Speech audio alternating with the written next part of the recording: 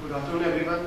I would first like to bring in the brief introduction or the brief background of Punjab Termination of Agreements Act.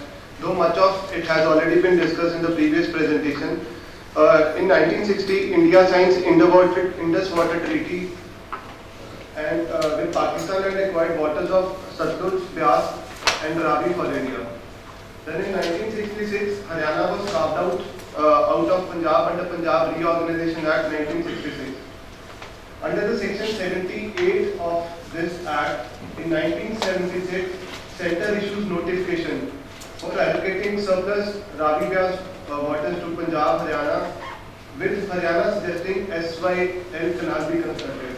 In 1976, it was suggested that SYL canal be constructed. Then in December 1981, River Water Sharing Treaty was signed by Punjab, Haryana and Rajasthan.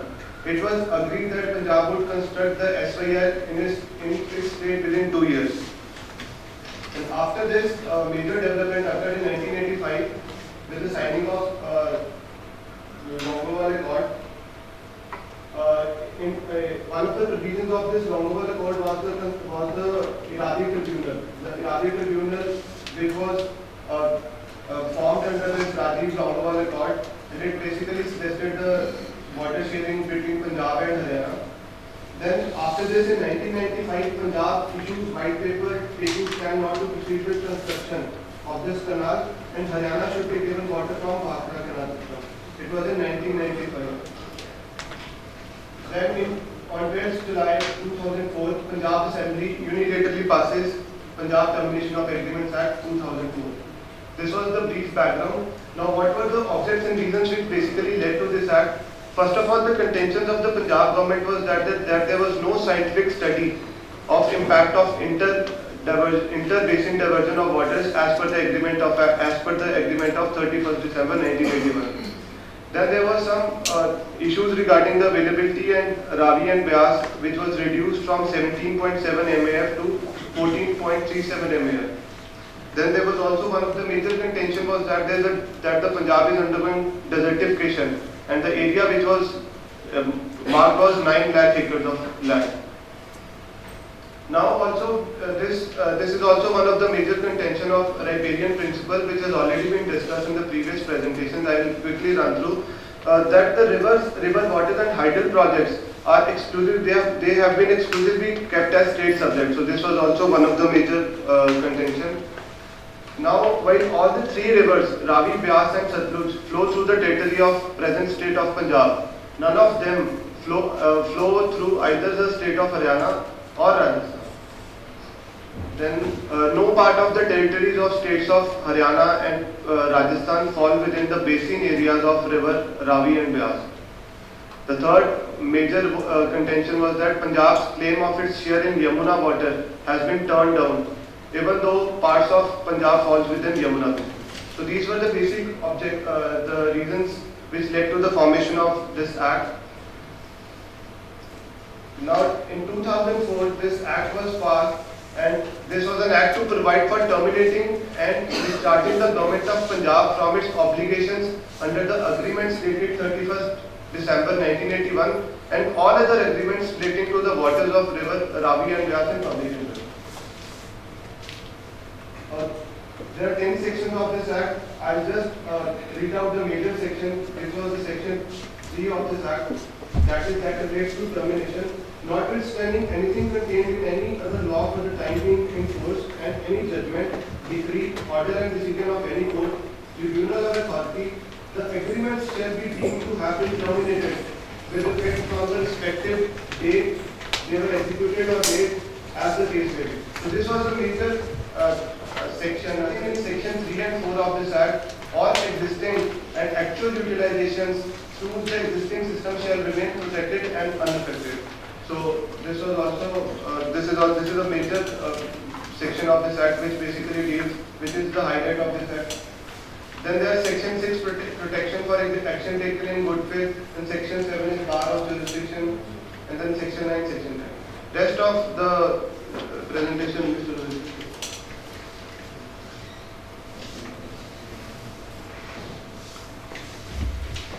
I'll be touching with section 143 because I believe that this is one section under which the reference was made, and that reference kind of converges all the major laws, the Constitution of India, as well as other notifications which were done in the past.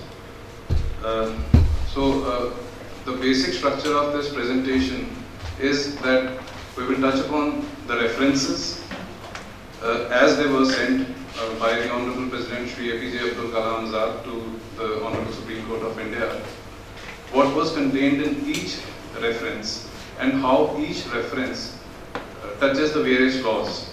So there are issues of facts here in this presentation, as well as issues of subjective understanding on which we may possibly falter. So kindly bear with us as we go through. First of all, it is SYL, which is there just as an academic interest. So how it runs through, it is taken from Indian Express.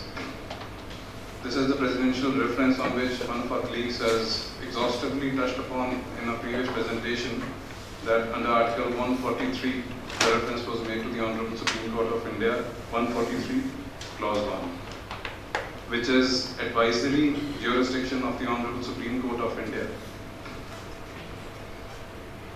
So these are the 4 points of reference on which it was sent to the Honorable Supreme Court. First is whether the Act is in accordance with the constitutional provisions or not. Secondly, whether Section 14 of the Interstate River Waters Dispute Act and Section 78 of the Punjab Reorganisation Act, are they in accordance with the 2004 Act or not? Thirdly, whether the 1981 agreement and other agreements, have they been validly terminated by Punjab or not through this 2004 Act? And finally, there were orders, judgments and decrees which were passed by the Honorable Supreme Court of India in 2002 and 2004. Does this Act frees Punjab from the obligations of these judgments and decrees? So under the first point of reference, which is the Constitution, whether 2004 Act is in consonance with the Constitution of India or not. So the major sections and the major entries in the Constitution which are possibly affected and impacted upon by this first reference, they are entry 56. It has already been discussed in previous presentations of the 7th schedule, which is regarding the Union List, whereby Parliament regulates and develops interstate rivers and river valleys in public interest. Then there is Article 262, under which the Parliament may by law provide for adjudication of dispute in any interstate river or river valley.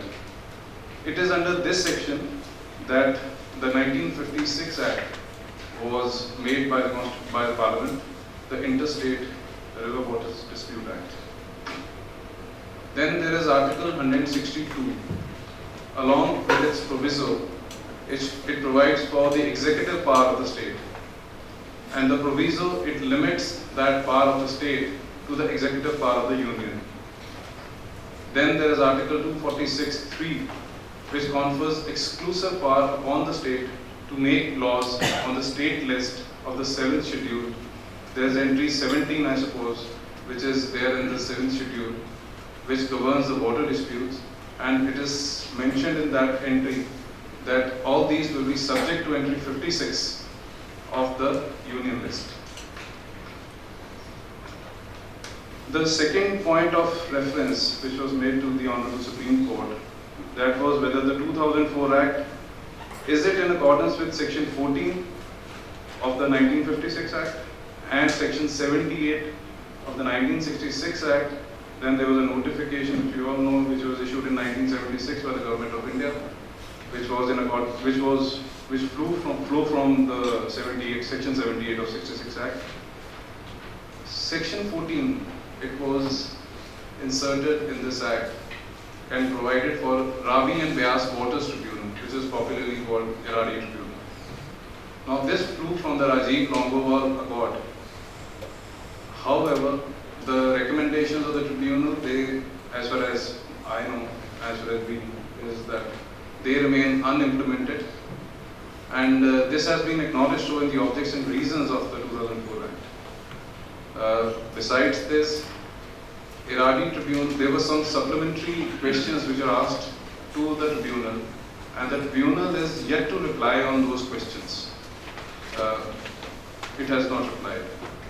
Iradi Tribunal in general, if we just deviate from here, is that Iradi Tribunal, it talks about, it says that the relevant unit is the Indus Basin for the resolution of the dispute. Whereas the objects and reasons of the 2004 Act, they categorically say that Indus Basin is no longer the relevant unit. Because after partition, there are only 3 rivers which are there in the present Punjab. So to consider Indus Basin still as a relevant unit in the divided India is not acceptable as far as the 2004 Act is concerned. Under Section 78 of the 1966 Act, a notification was issued by the Government of India, in which the states were also a participatory. Now,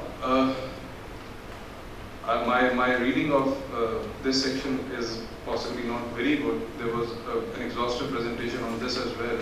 But what I understood from this section 78 is that the section basically was limited to safeguard Bhagra, Nandal and Beas projects, the multi-purpose projects, that the central government would intervene to safeguard the purpose for which these multi-purpose projects were put in place in the first place. We believe that the government of India has possibly entered through a back door and tried to apportion the river waters on the basis of this section. This section has been challenged by the state of Punjab. This is just an understanding that is open to debate. Then there is third point of reference, which is whether the 1981 and other agreements have been validly terminated by Punjab or not. Now the agreements, the Act, 2004 Act only talks about the 1981 agreements and says other agreements. So possibly a 1955 agreement, 1976 agreement, they are all the agreements which are possibly referred to through that Act. Iradi Tribunal upholds all these agreements. Now, what do these agreements do? They basically distribute river waters. They provision for Kong Dam, Teen Dam. They have sanctioned SYL construction, among other things. Section 3 and 4 of the Act, 2004 Act, it terminates these agreements and obligations therein on the basis of public interest, national water policy guidelines, and interests of Punjab and other things. The fourth point on which the reference was made, that Haryana had moved to Supreme Court in during the 90s regarding this entire dispute, and the Supreme Court directed Punjab in 2002 to complete SYL within a year. Punjab had filed a review petition that was rejected. In 2004, the Supreme Court directed the Union government to take over the construction of SYL from the state agency. At that time, just after this 2004 judgment of Supreme Court, the Act was made, which basically did away with the agreements which led to these judgments. This is what we have understood from the meaning of agreements. The Act talks about agreements only. The Act does not talk about other acts. The Act does not talk about 1956 Act. It talks about abolishing the agreements only. So this is again a subjective understanding of all of us here, that the agreements for sharing of Ravi Vyas river waters, they assume importance since Rajasthan and Haryana are non-riparian states, and it is these agreements which primarily create their entitlement in the waters of Ravi and Vyas. 2004 Act, it does away with the agreements. These are the points which we feel can be looked into. I mean, this is beyond the scope of law, beyond the references. First is, should the interests of a riparian state be sacrificed to the interests of a non-riparian state? Secondly, how sanctimonious are the agreements? engineered by a strong union government over a rapidly changing riparian state, going through socio-political upheavals of 70s, 80s, and 90s. So on. The reports of Iraqi tribunals, they were never notified. Final supplementary report of the tribunal on clarification sought, it has not been received. So what's the fate of the tribunal? Fourthly, how scientifically accurate are the studies that relate to the water flow, hydrological units, water usage, etc.? Is it not time to reassess them in the present times? We are at best only talking about 1985, the flow series of 1920, from 1920 to 1960, and so on. Should diversion of Ravi Vyas waters to non-riparian states sanctioned if it is reasonably proved that this diversion shall render substantial